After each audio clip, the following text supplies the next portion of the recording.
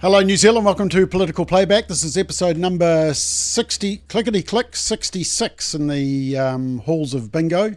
Although I've never played it, actually. Have you ever played it, Simon? I actually don't think I have now that I've certainly been around in like the working men's clubs when they've got the bingo going on, but I don't think I've played it. No. Okay. Look, lots to get through as usual. Like I say, it's the fastest hour in the whole week. It just absolutely flies. First thing is I just want to show you this image. So I posted this on Facebook and on all my socials. Now, the funny thing was that people actually started answering it. So they said, do you trust the New Zealand mainstream media? And as you can imagine, everybody was saying no, but they didn't actually look at the image.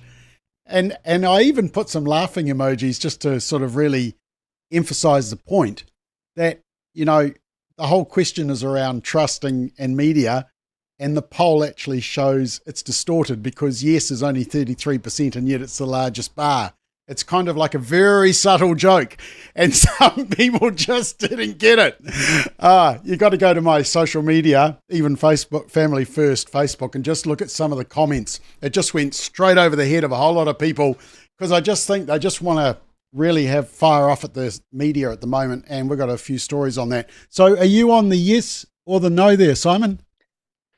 Unfortunately, I'm on the no side, which is disappointing to say, isn't it? But no, I saw it and had a good chuckle. Yeah. I'm one of the people who got it. I'm happy to report. Oh, well done. The other image is just this one. So Greenpeace went down to Luxon's office in Howick or Pakuranga, around there. And they put up, oh, how damning. They put up some photos of Trump and American flags. But remember, Simon, this is Greenpeace, which is a registered charity. And they're a registered charity because they don't get into political advocacy work, unlike that moral group, Family First. So that's nice, isn't it? Yeah.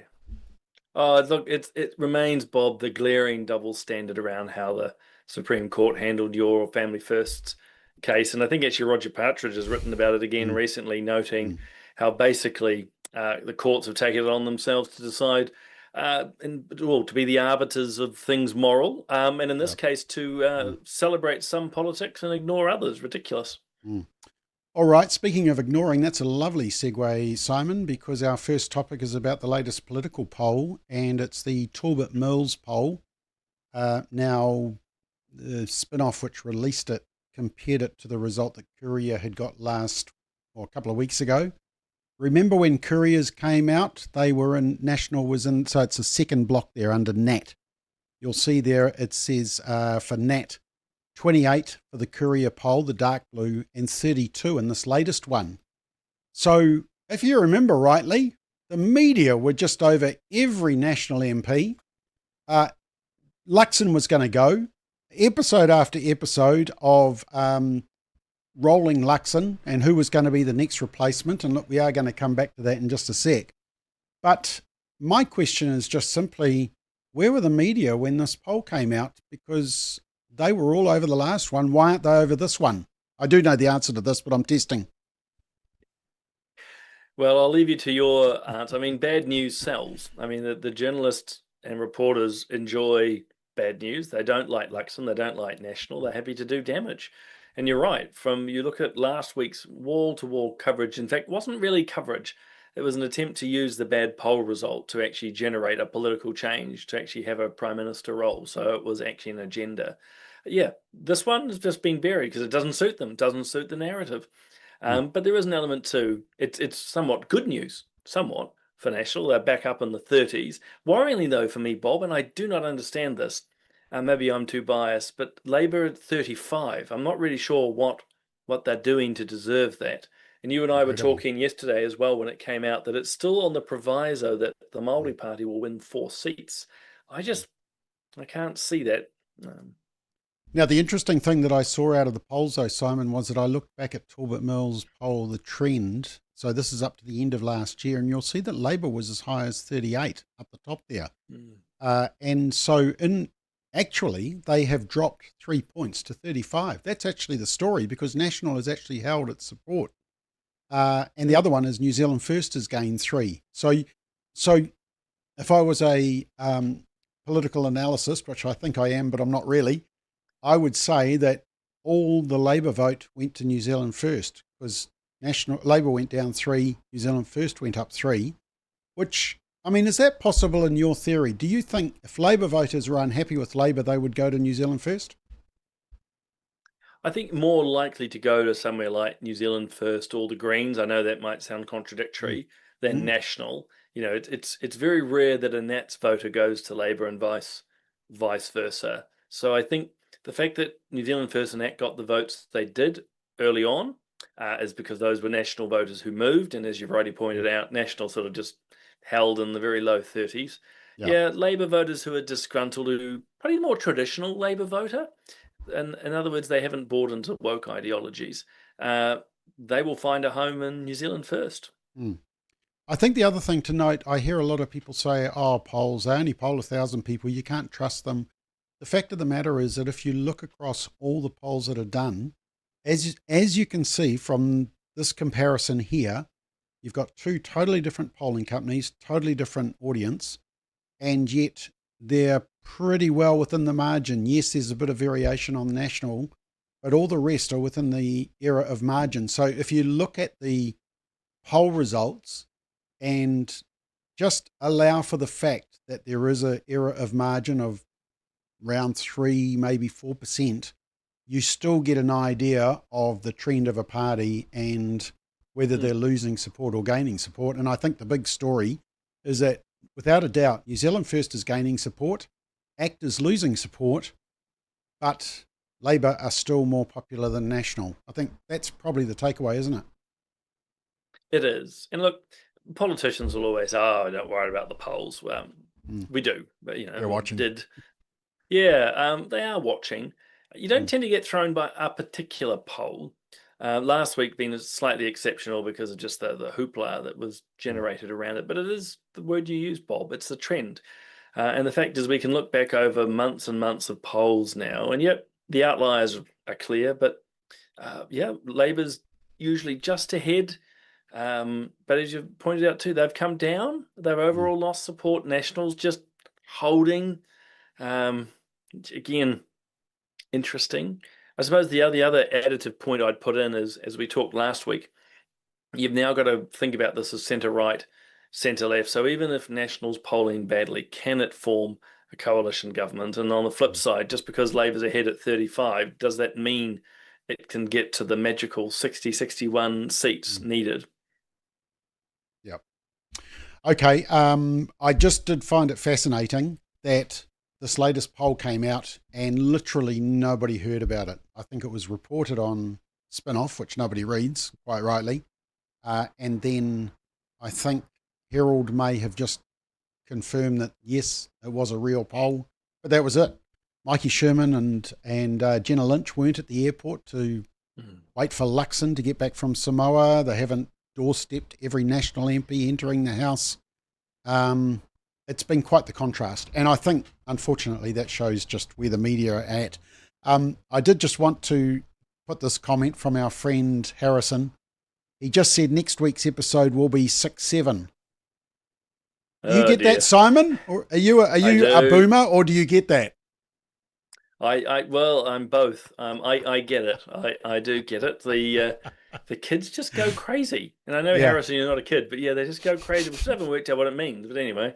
I know. Well, that's just that the kids don't know what it means either. It's just very funny. 6-7. Anyway, so we'll come back to that one. All right, let's talk about our second topic, and we have put out a proposal for an App Store accountability bill. I see that Simon O'Connor, Director of External Engagement for Family First, is a spokesperson. So, Simon, what is this bill about? Well, we all know there's discussion at the moment of whether we should be stopping under 16-year-olds accessing, particularly social media and the internet. The government's talking about it. They're saying they've got some ideas. There's been a select committee report that's looked into it.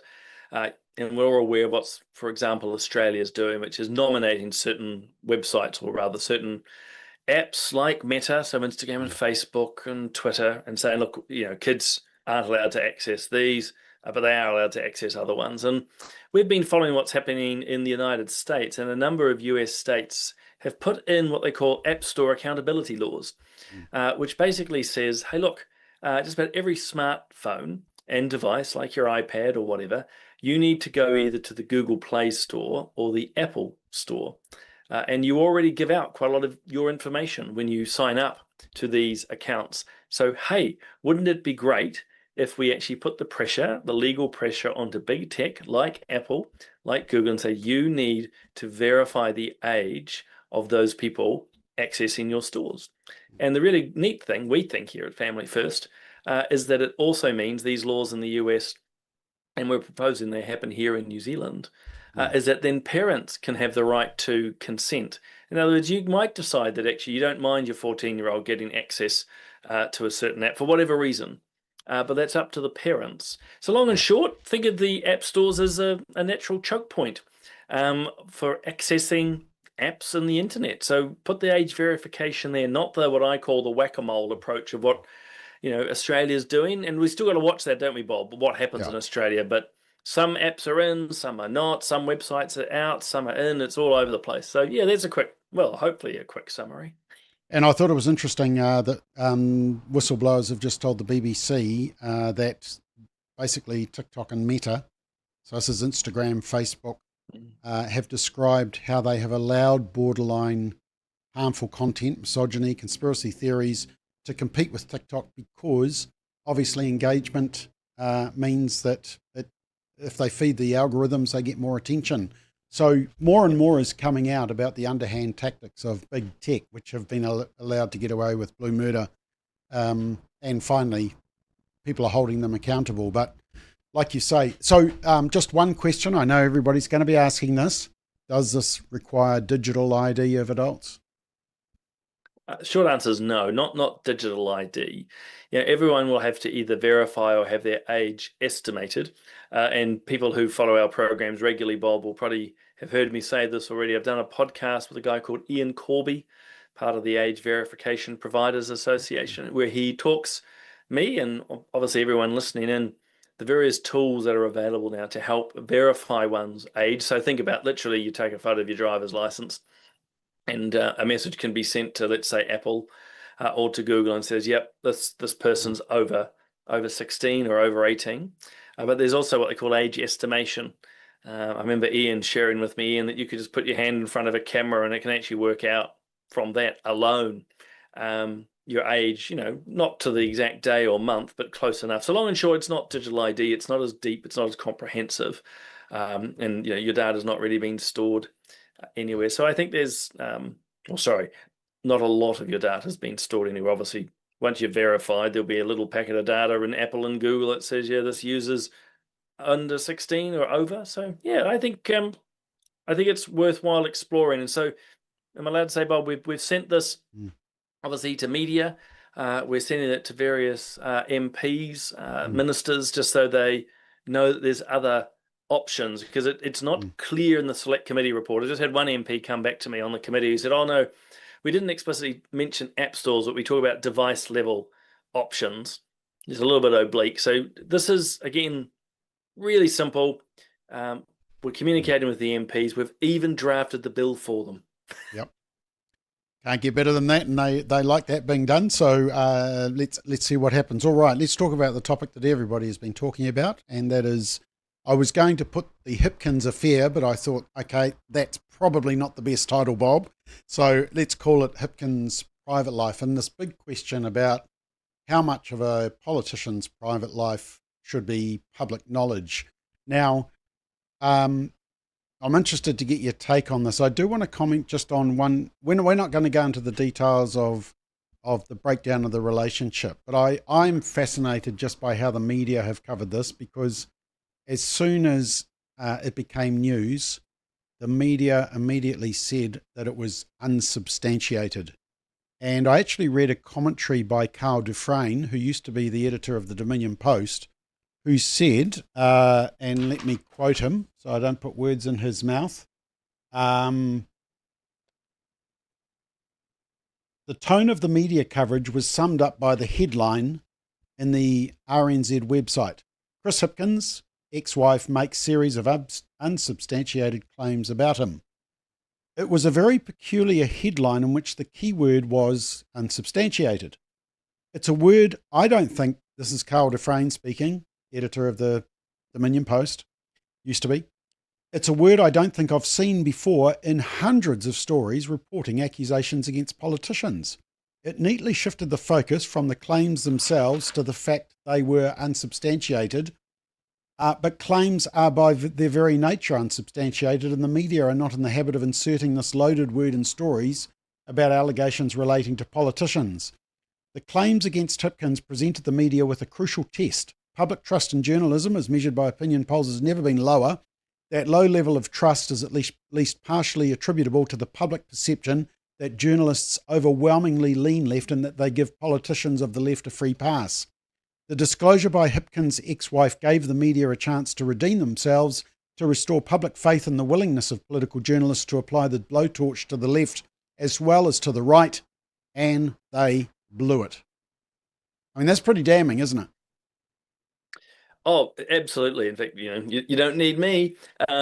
Carl's summed it up, and doubly so, as you say. He's been the editor of the Dominion Post. I mean, he was in a very respected position. The more I looked at this particular headline, it's a tautology, unsubstantiated and claim. You don't need it, but it is very deliberate. As you say, it's framing. It's deliberately framing things right from the start. And my first thought actually was, what happened to the Me Too movement? Remember that one? All the feminists and that were on board with, believe all women. In fact, it got quite extreme actually as a movement. There was to be no questioning of women who made claims on any topic. That was the basis of Me Too. And yet here, somehow all of a sudden, I'm fascinated where those feminists are. They seem to be punching down on his ex-wife in many ways because they're not wanting to believe her. It's very unfortunate. And I see she's doubled down herself on it, which is interesting. But it's always, Bob, a challenging space of where exactly the line is about how much you go into a politician's life or not. Well, interestingly, and you won't hear me quote this, well, this will probably be the once this year, but there was a good article in the spin-off. Could you just forget I said that? But there was a good article in the spin-off. And it was where the editor was basically arguing with her own conscience about this. And she came to the conclusion that basically there was this massive intersection of feminism, which you've just alluded to, politics, privacy, fairness, and marriage, and where those things meet. So some people shout, we should know. Others say we don't need to know. Some people say, believe all women. Others are saying, no, we should have fairness. Some are saying private. Others are saying public. And it didn't really come to a conclusion. It just was a very good article saying these are the competing interests. But like you say, we've always been told, believe the woman, and yet suddenly we're being told, no, maybe we don't. I did find one particular part interesting, and this is the bit that I think the media really dropped the ball on, and that was, well, let me just play you I'm not playing the whole media conference, but I just want to play his opening statement. In the time that I've been in politics, I've made a very conscious effort to keep my private life private and to keep my family out of the spotlight, particularly my children. You won't find photos of my kids anywhere on social media. You won't find me talking about them beyond generic references to being a parent anywhere in public. I've made a real effort, based on a conscious decision I made when I first got into politics, that I would keep my private life private from my work, and I intend to stick with that. Okay, a decent media would have immediately pulled him up on that. Exhibit 1, Exhibit 2, Exhibit 3, 4, 5, 6, 7, 8. I'm not showing you Exhibit 9, which is where he shows the children, or Exhibit 10, where he shows the children. So, in my view, he opened his media conference, which was an emotional media conference, no doubt about it, but he opened it with a complete porky, and the media haven't called him up for it. But are we surprised? No, sadly not. Look, I have a degree of sympathy for Hipkins. I mean, for a lot of politicians, not that he's leaving politics, but I'll phrase it this way: very few people leave Parliament or in a good space. People either lose or they resign, or there's a scandal, or just reputational damage in one way or another. And I want to say, of course, Hipkins is not leaving. It's not resigning, but this is a really miserable experience for him, and that was evident in the press conference. But you're right, he said one thing, but he has been doing the other. So he has actually talked about his private life. And you would have expected a journalist or a reporter with any credibility either to have known that during the press stand-up or to write about it in the days later, but they haven't. So they're sort of running for cover. And I know we've talked about this before, Bob, but the media's approached other politicians, particularly from the right, in a very different fashion. They don't talk about unsubstantiated claims. When there was the Don Brash affair, for example, they just barreled on in and basically turned him into a punching bag. And there's a whole lot of other examples. So this is not as if Hipkins has had a unique experience. A whole lot of others have been here, but the media again have treated him very different with kid gloves, basically. Well, can I give you some examples? Because some of them are your ex-colleagues. Jamie Lee Ross, Don Brash, Sam Uffindale, Andrew Bailey, Aaron Gilmore, Todd Barclay, Richard Worth. Those are the ones from National. From Labour, Ian Leese Galloway, David Longy with the affair, and of course the infamous Len Brown, where there was no illegality, which of course has been the defence that the media has used, but there was no shortage of claims and reporting on that. So once again, this claim of, their yardstick, if this is the media's yardstick now, that they will not print unsubstantiated claims, I would say, good. I'm all for that, because I'm all for fairness, justice, for both sides to be heard. I think that's a scriptural principle in Proverbs. One side seems right until you hear the other side. So I'm all for unsubstantiated claims not being printed by the media. But I just think, and we're going to move on to an example of where they completely betrayed this principle in the same week. But that's not the way the media approach it. You've probably been subject to it yourself, have you? Or did you manage to maintain your saintly veneer in Parliament?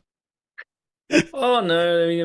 Media beat up on me many times, actually beat up on my wife at one stage, a dirty little hatchet job, which, they have different horses for different courses. And, you just read out a list of names of people there from both left and right. And for most of them, the media barreled in and kicked the stuffing out of them based on rumours. Often, some, of course, turned out to be true. Some turned out to be absolutely horrid. But they were happily putting the boot in well and early. Whereas, again, very, very gently, with Chris Hipkins, as you say, almost beginning to blame his ex-wife, questioning the narratives of why this might even been discussed. So, very, very different, very disappointing.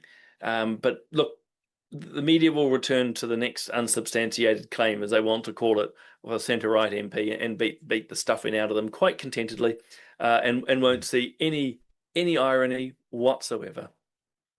Okay, well, let's have a look at that, because I want to give an actual example. So we're actually going to jump a title, so I hope this doesn't throw you, Simon. But it was in the same week, and so 2 days before this whole Hipkins thing came out, this story appeared. Luxon to bestowed honorary matai title in Samoa at his request. How disgraceful. And so Carmel Sepuloni, the deputy leader of the Labour Party, gets stuck in. And she says there, let me just get that bigger. Basically, you see there a number of our MPs and foreign affairs ministers have been bestowed the matai.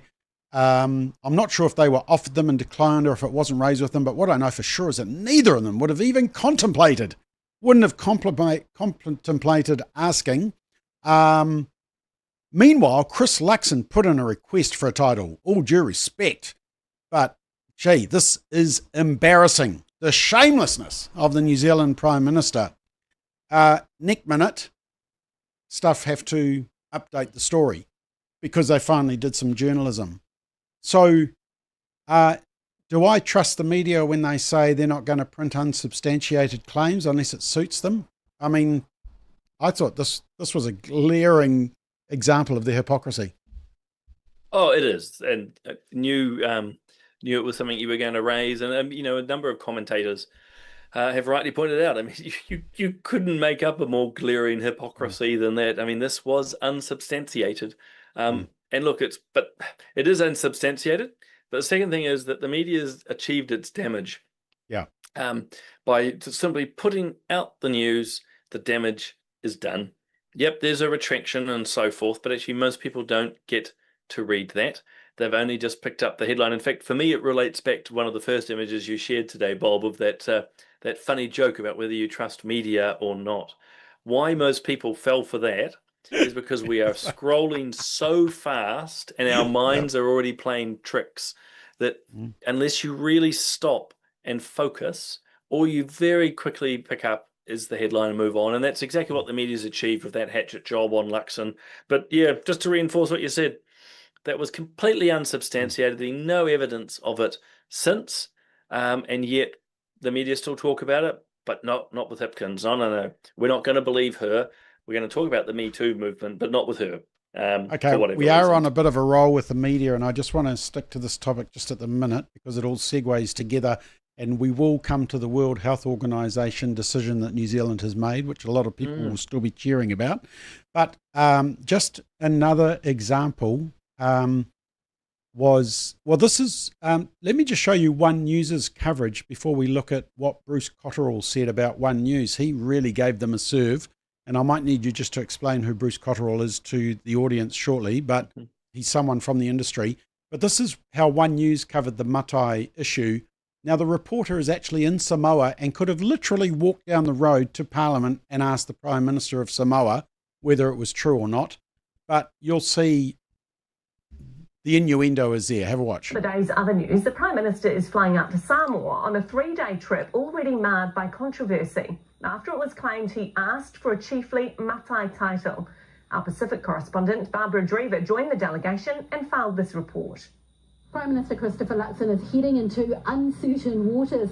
This comes after the Samoan Prime Minister disclosed to local media that Mr Luxon had requested he receive a chiefly title. Now, our Prime Minister's office has denied this and say that is incorrect. On top of that, several chiefs of the village which is bestowing Mr Luxon his title have complained to the court. They say they weren't consulted and he should not be receiving that title. There is talk on social media of protests tomorrow when Mr Luxon gets his title. Okay, so basically she can find out that there's a protest on social media. She can find out that some elders weren't happy about the title being given, but she can't confirm whether Luxon actually asked for it and just sort of says, oh, well, his office said no. I mean, this is the innuendo, isn't it? It's kind of designed to say, well, they've said no, but, well, do you really believe them? I mean, that's the way they're operating, isn't it?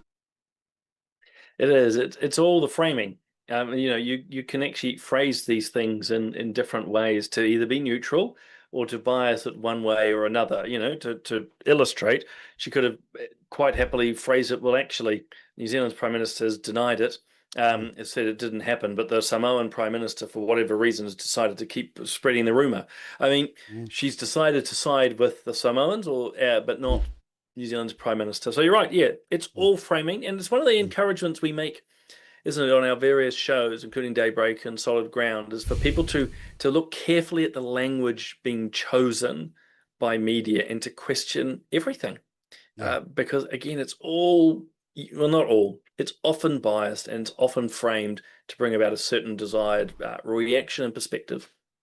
Okay, so Bruce Cotterill, he wrote a piece which appeared in the Herald, but it went under the radar, and I saw very little chatter about it, and I think that was probably deliberate. But it was a zinger against One News. Bruce Cotterill, can you just, for the audience, who's Bruce Cotterill? So a businessman, I'd say, first and foremost. He's a company director. He's a number of companies that he's a director of, so he doesn't own them.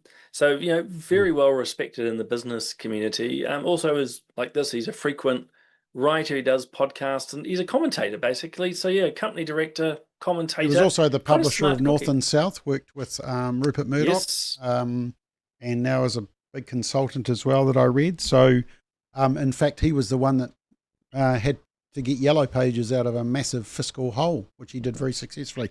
Anyway, That's right. so that people know ACP that. Group, Colliers as well. Yeah. So, and he's very broad skill set. So basically, he was talking about the fact that all those reporters, when they were confronting Luxon in the airport about his leadership, that he says they were rude and disrespectful to the highest office in the land. They said, look, it was just one poll result. And yet, when it came to the COVID report and the 2 doses for teenagers, the Treasury overspending of 30 billion, Auckland being kept in a lockdown, he points out that there was one patsy question to Hipkins, and that was it. And then he says that the following day in Parliament, when it was presented that the vaccine was an issue for teenagers, when Winston got the Minister of Health, Simeon Brown, to say, yes, Hipkins and Aisha Verrill, the Minister of Health at the time, were notified about this health concern for the second vaccine for teenagers. He says this: Wednesday evening's One News Bulletin made no mention of Peter's parliamentary exchange. They did manage a lengthy item about Hipkins' shadow cabinet reshuffle. However, and he finishes before you comment, he says about the TVNZ chief executive, who said there's no bias. He said, I think she needs to watch the news. It was a damning piece from someone who has some business acumen and who was previously in the industry. That's not a good report card, is it? No, it looked very damning. And he's quite right. In fact, between what Bruce has written and Carl de Frang, I mean, these are people who are respected and experienced. And also, I would say people who would generally, certainly Bruce, would be reluctant to be throwing stones, in some ways biting the hand that feeds him. Not that he needs to be a constant writer at the Herald or commentator and on TVNZ, but for them to come out so blatantly tells you just how bad things are. But, we talked COVID last week. I mean, basically the media, mainstream media, decided to shut it down. Wasn't it the Post opinion piece? Oh, we're all over it. Let's just move on. It's just like, no, quite extraordinary. But again, one of the reasons we keep highlighting it on Political Playback is just a warning to people that you're being misled often. And so, read more widely, engage more widely, and certainly read the headlines, read the information. With suspicion. What are they trying to do? But no, good on Bruce writing so plainly, and actually kudos to the Herald for running it. Okay, I think this is a topic that a lot of people are going to are keen to discuss, and that's the World Health Organization. And basically the World Health Organization. This is Newsroom, left-wing website Newsroom, who says New Zealand rejects the World Health Organization pandemic rule changes aligning with fringe RFK Jr. So there's the imported culture war and Trump effect. Let's just read, before you comment on this, Simon, because you'll have a bit more knowledge around this area from your involvement in the Health Select Committee. But this is what New Zealand First published. They said they've officially rejected the proposed amendments. They've put it back to this is a push by New Zealand First. They say, what would the amendments do? The regulations would give WHO extraordinary and wide-sweeping powers over New Zealand. The WHO proposes a one-size-fits-all public health system worldwide. I mean, the World Health Organization thinks abortion is a solution. So as far as I'm concerned, they should be nowhere near life in general. And down the bottom there, the WHO proposed to set up a compliance committee in each nation. Failure to comply could create international pressure and consequences. Sounds like the UN. And then they take credit for the fact that this was part of the national interest test. And I think their opening line was that decisions should be made in Wellington for health of Kiwis, not Geneva. So I think this is a winner, isn't it? Oh, it totally is. Yeah, in this case, they're right. New Zealand health decisions should be made in New Zealand. The last time I checked, we're a sovereign nation and we're allowed to make our own decisions. And importantly, we can still cooperate with our, global partners. We can still engage with the likes of the World Health Organization, but we don't need them to be telling us how to run our country. So I think, as a lot of people have, even the move by the WHO and previous governments to entertain the idea that post-COVID, we should strengthen the hand of the World Health Organization to basically dictate how countries react to pandemics, what they choose to do. So you think about, for all the failures, put those to the side. In New Zealand, the government was making decisions around PPE gear, around rat tests, or as you know, not. They were making rules around the vaccines and so on. Do we really want, as a rhetorical question, do we really want those decisions to be made by effectively UN bureaucrats at the World Health Organization? And the simple answer is no. And the other point, which you quickly touched on, just look at the World Health Organization's position on abortion, transgenderism, and a whole lot of other things. They're completely off the reservation, Bonkers. Completely ideological captured. So, we can cooperate with partners in the world. We just don't have to be led by the WHO. I think they lost their credibility when they completely buried the whole concern around the COVID lab leak. And that whole issue. I always think you always judge a decision by who comes out against it. So Newsroom weren't happy, so that's always a sign it was a good decision. But of course, you'll never guess who Newsroom went to for comment on this. Can you guess? It's Helen Clark, former Prime Minister Helen Clark, who's available for comment on everything. I mean, the one thing I will give Jacinda credit for is that she just gets on with her life somewhere else. Bill English, I don't hear him commenting all the time, maybe John Key occasionally, but gee, the media just love going to Helen Clark. Oh, and also Ashley Bloomfield is quoted as well. One thing that amazed me, just, sorry, on a sidebar, Simon, was just how this whole issue around vaccines for teenagers and the second shot, the email was actually addressed to Ashley Bloomfield, and he seems to have been completely left out of that whole discussion and his accountability. Is that what a knighthood does? Does it sort of make you immune from accountability by the media, or just the media darling? I just think it's the media darling. There's no reason he shouldn't be questioned. I mean, there's part of him now could probably say, look, I'm now a private citizen. He's under no obligation to speak, but I can't see why he couldn't and shouldn't be asked. In fact, if he declines to respond, which is his right, then that's still reportable news, because as you've heard me say a few times, Jacinda and Chris Hipkins and Grant Robertson and Ashley Bloomfield, amongst others, were more than happy to lecture us for years during COVID. But when there's the moral opportunity to actually help guide us into the future, was sharing what happened, we're not speaking. So that was bad. If you don't mind, jump back to that headline, because that's another great example of framing. Fringe. Look, Mark Dadler is himself a conspiracist. He sees right-wing conspiracies everywhere. He's crazy, in my opinion. Sorry about that, Mark. But the headline is a shocker. Again, instantly puts it, well, I said linking it to Trump effectively via RFK. Fringe, so loaded. Yeah. Sorry, I was just looking up. Just Mark Dowder. He's written some doozies around the Transgender Human Rights Commission and all that type of stuff as well. So, yeah, he's got form.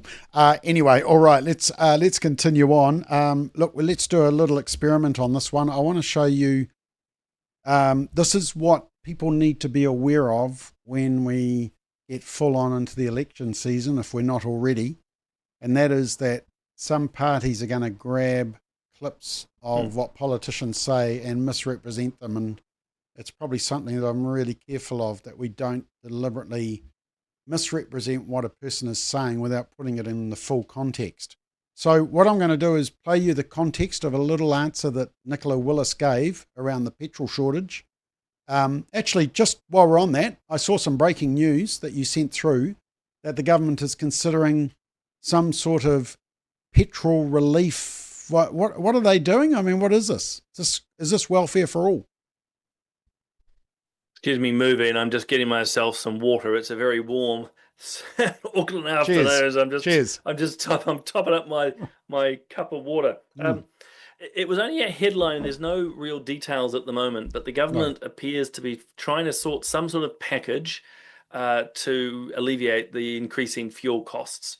and I think I wrote to you a bad idea, ! And look, to be fair, I don't have the details. I'd like to see it. But I'd make these 2 points. One is, of course, fuel going high and it's hurting the back pockets. It really is.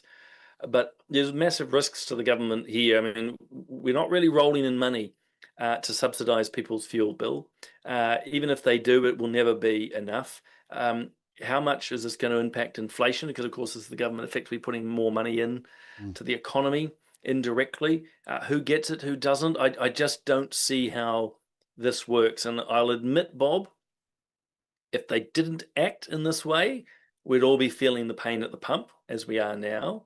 But I just don't believe that trying to subsidise or use some sort of tax changes to make a difference is, well, it's not going to deliver the difference, as I said at the start. We're not rolling in cash. Okay, well, let me show you what Labor did with Nicola Willis's comments. So Nicola Willis is basically asked in an interview, what do you think, maybe people should use their car less or maybe drive slower rather than going 110, go 100? It's a type of silly question, encouraging the government to be nanny state and tell people how often to use their cars and how to use their cars. And listen to her response. Would you encourage people to perhaps ease back on the accelerator if they can? Perhaps drive at 100 rather than 110 that's allowed? Perhaps consider working from home if that was an option for them? You're never going to... I'm very reluctant to adopt the role of the school mum telling people what to do with their own lives. People will make their own choices. People's circumstances vary considerably. Their budgets vary considerably. Their needs vary considerably. Their work obligations, their family obligations vary considerably. People are mindful. And New Zealanders are sensible. I think most Kiwis understand that if you've got less stuff in the back of your car, you don't need as much petrol. If you don't drive as fast, you don't need as much petrol. That if you want, you can carpool with a neighbour. They don't need me giving them a lesson on that. People would be helping out their fellow Kiwis, though, wouldn't they, by using that? Okay, I'll leave it at that because that's basically what she says in context. Labor comes along and grabs a snippet of it and basically says she's telling people, this is what she said, when families are struggling, Willis's advice to families struggling at the pump, put less stuff in your boot. And they posted this. New Zealanders are sensible. I think most Kiwis understand that if you've got less stuff in the back of your car, you don't need as much petrol. If you don't drive as fast, you don't need as much petrol. That if you want, you can carpool with a neighbour. They don't need me giving them a lesson on that. Okay. So there's the shot that Labor does. I mean, do people actually fall for that stuff? Yeah, I think a lot do. And look, it's not just a Labor. It's not just a Labor trick. National's done it as well. I think it was. I've forgotten her name. She was the former MP in Newland, Deborah. I do apologise to her. I do apologize. I feel that's rude of me. I literally have Russell. had a name blank. Deborah Russell. Deborah Russell. Yeah, I remember the National Party comms team took a clip of something she said in Parliament and did it, again, misrepresented it or took it out of context. Like, it happens all the time. All the political parties are guilty of it. But if there's a bit of a theme running through our show today, unintentionally, it's that, again, people are so busy engaging headlines and social media at such speed, they don't look at the details. All they see is, oh, what a stupid thing to say, and then move on. And so the damage is done, which is why Labor's barreling in. But you will see more of this. National will do it, Labor will do it, New Zealand First, they'll all do it. They'll all do it. And so it's not justifying it, Bob, but that's the nature and reality of politics. And I will say, though, that I thought actually Nicola was answering really, really well. She said, but then, and it's easy to do, and she's very experienced. That's where she needed to stop after saying, I don't need to be anyone's grandmother. But unfortunately, in order to keep engaging, she then dug herself a little hole, smallest of holes, which, of course, Labor's picked up and exploited. I remember during a number of debates, the anti-smacking law, the same-sex marriage, there was just, you had to be so careful about your choices of sentences as words because you knew people would jump on it. And probably the most trickiest one was when we were calling for an inquiry into the harms of porn. And there are certain words that you can use in a sentence that have a sexual connotation, and they would have a field day on it. And I literally had to keep telling myself, don't use these certain words. because I knew that they would just completely distort it. So it's a bit of a minefield out there. I mean, Simon, there must be huge pressure at all times, especially in an election year when you know that they are just looking for even just one sentence to destroy you.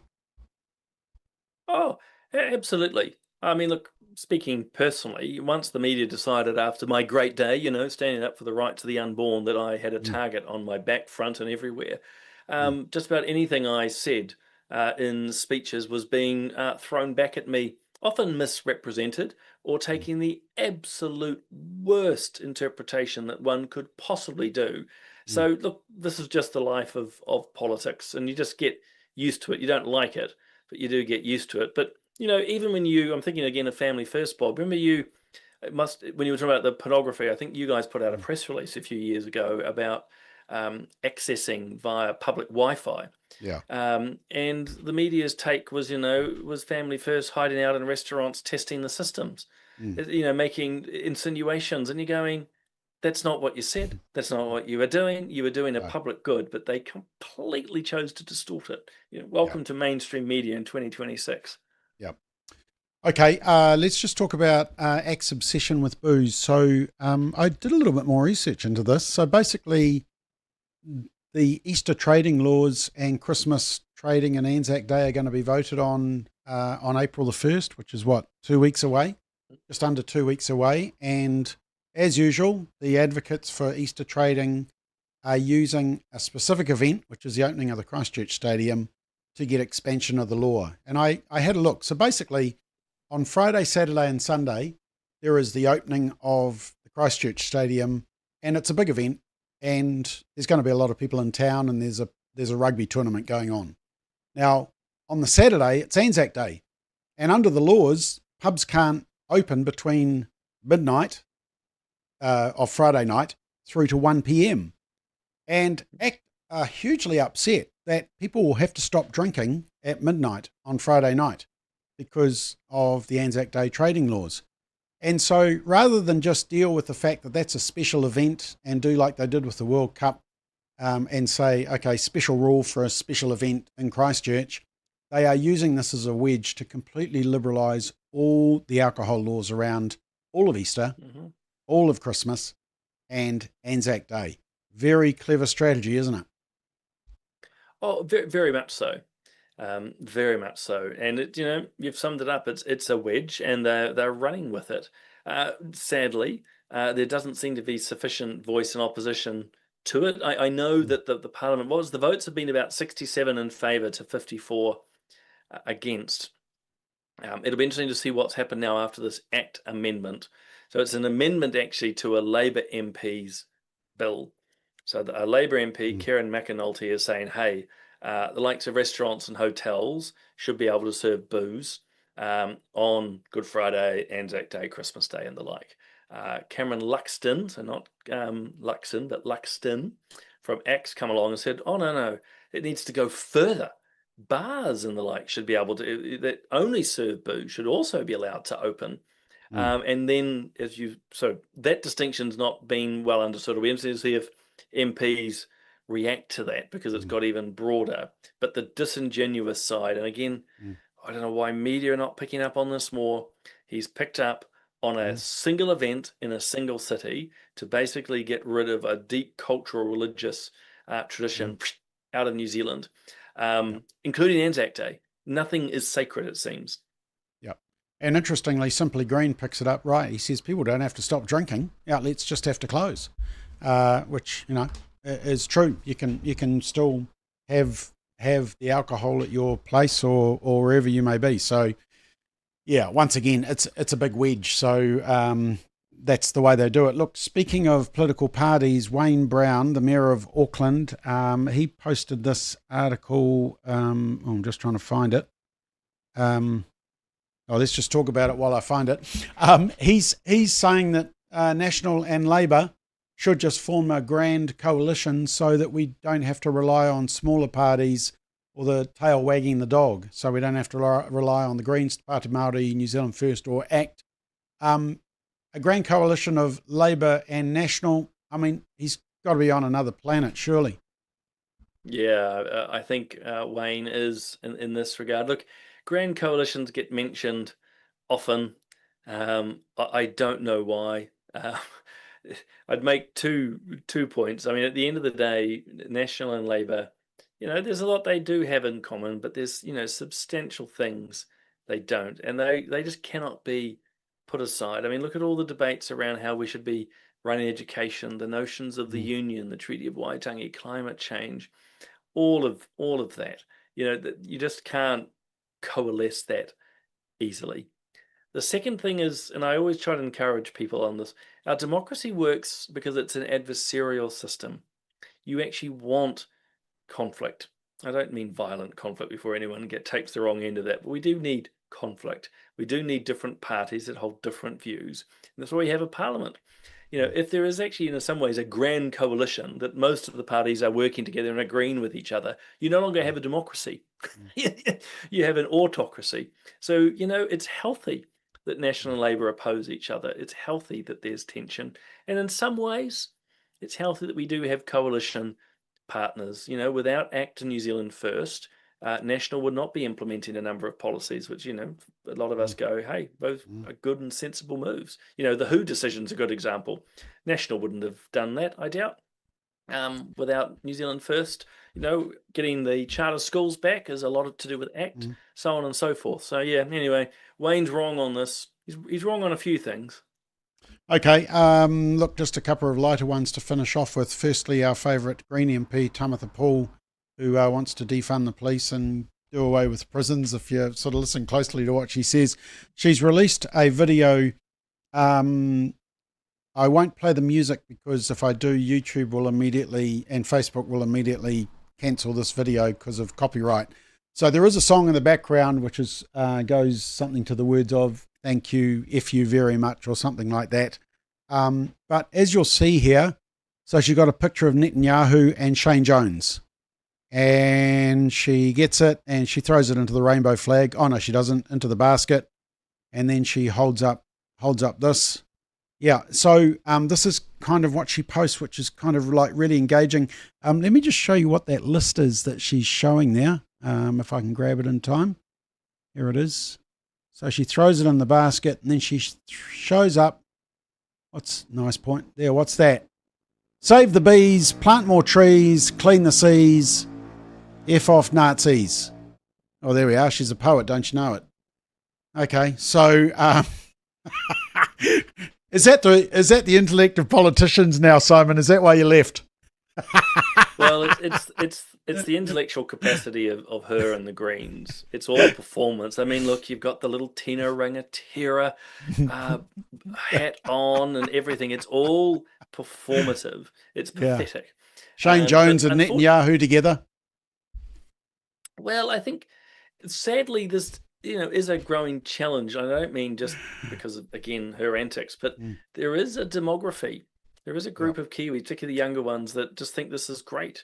The other ones who are told our country sucks, everything else in the world is perfect, but somehow New Zealand is terrible. And so Tamatha is, helping bring it all down. The irony, and we talked about it privately, Bob, is during the same week there was a news article about some publican, pub owner, who burnt one of Jacinda's books.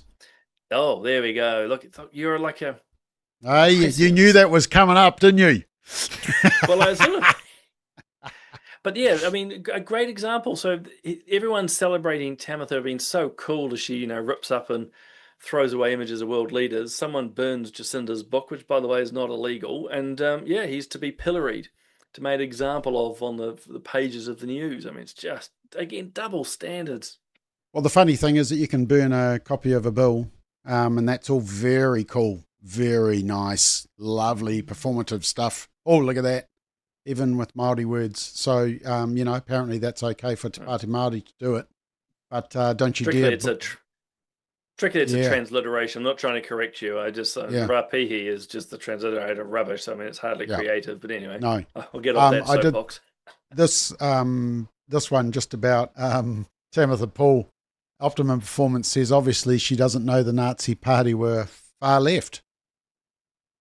Were they? Well, he's sort of right, because it's somewhat in the name. It's the National Socialist Party. What Right. made them fascist is that they were highly nationalistic and militaristic, which is Bit of often both. why people think of them. Yeah, Yeah. well, think of the political continuum as a horseshoe, not a straight line, and then you begin to realize that the far left and the far right are actually very similar. But no, the Nazis were effectively communist or socialist, but with a very strong nationalistic and military bent. Okay, just finally, just a quick comment, because this one's close to our heart, because we've both got a connection to Mount Maunganui. There's going to be an official government inquiry. What's a government inquiry going to find that the council inquiry is not going to? I would expect that the government inquiry is going to have more heft and a bigger budget, and probably can tap a wider amount of information that the council may not as quickly and easily get to. That's not to say that the council couldn't get hold of land information from the government, but I think ultimately governments have a lot more power, a lot more budget, and a lot more sway. So I think it'll just work happily alongside the council's own work. But pleased to see that it's happening, because obviously we need answers.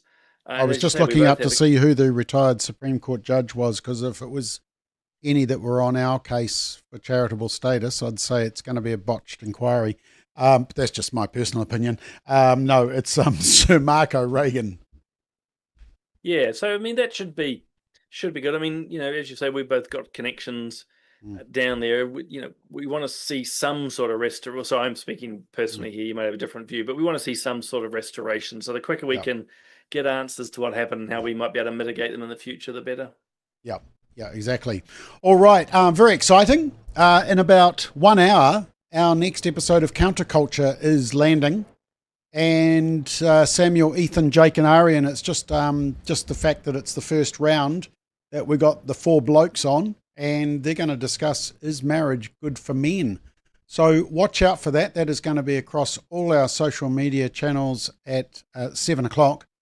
And obviously they look a lot younger and a lot more intelligent than us, Simon. So that's the audience outrageous. That hopefully will, hopefully the audience will be attracted to that. But there's a number of them. There's another 3 or 4 that are part of the overall panel. So there's going to be a variation each week, but that's coming up at 7 o'clock. So watch for that episode landing. So there we go. Episode 66 done, and it's 6 o'clock. So we have done very well. The fastest hour in the week, Simon. Thank you for that, and have a great night. And thank you for 6, 7 next week. Yeah, that's right. 6, very exciting. All the boomers. And thank you for watching. And I'll be here tomorrow morning for Daybreak at 7:30. See you then.